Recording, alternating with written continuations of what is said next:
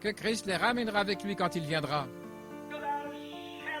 Sans l'ombre d'aucun doute, je me repose solennellement sur la promesse éternelle de Dieu.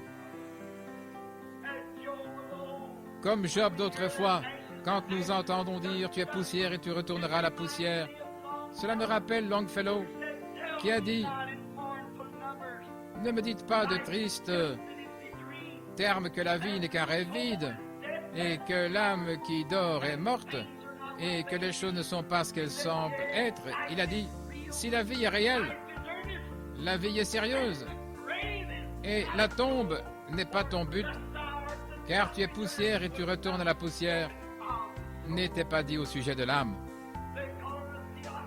On appelle cela une théophanie, c'est-à-dire que lorsque nous quittons ici, nous entrons dans quelque chose d'autre. Quoi que cela puisse être, j'accepte la parole de l'apôtre quand il a dit « Si cette tente ou ce tabernacle terrestre est dissous, nous en avons un qui attend déjà pour que nous quittions celle-ci pour y entrer. » Abraham, Isaac, Jacob, Job,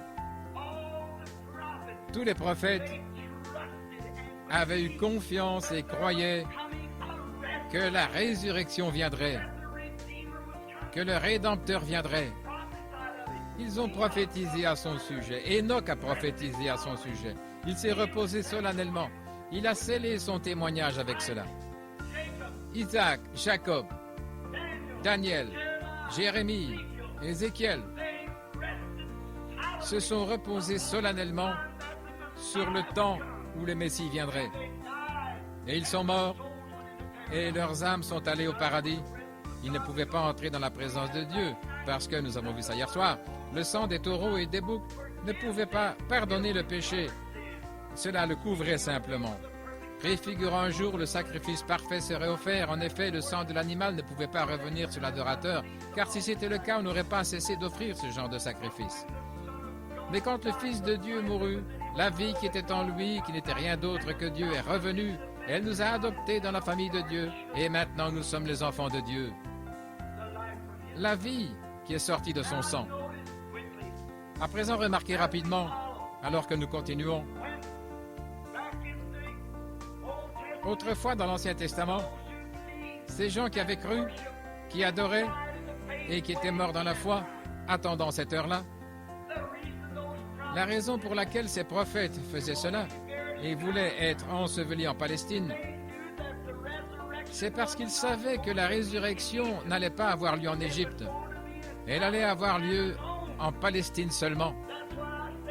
C'est ce que je dis ce soir. On me taxe de tous les noms. Que les gens me taxent de n'importe quoi, cela ne me fait rien. La seule chose que je veux, c'est de savoir ceci, que je suis mort et que ma vie est cachée en Christ à travers Dieu, et que je suis scellé du Saint-Esprit, afin que lorsqu'il m'appellera du milieu des morts, je réponde en ce jour-là. Ensevelissez-moi en Christ, car ceux qui sont en Christ, Dieu les ramènera avec lui en ce jour-là. Comment entre-t-on en Christ? 1 Corinthiens 12, 13. Nous sommes tous baptisés d'un seul esprit pour former un seul corps. Et nous devenons des concitoyens du royaume de Dieu. Nous confessons que nous sommes pèlerins et étrangers sur cette terre. Ne recherchons plus ces choses du monde, mais entendant la venue du roi béni, pour qu'il prenne possession du domaine d'un océan à un océan sans fin, quand il viendra dans sa gloire. Certainement.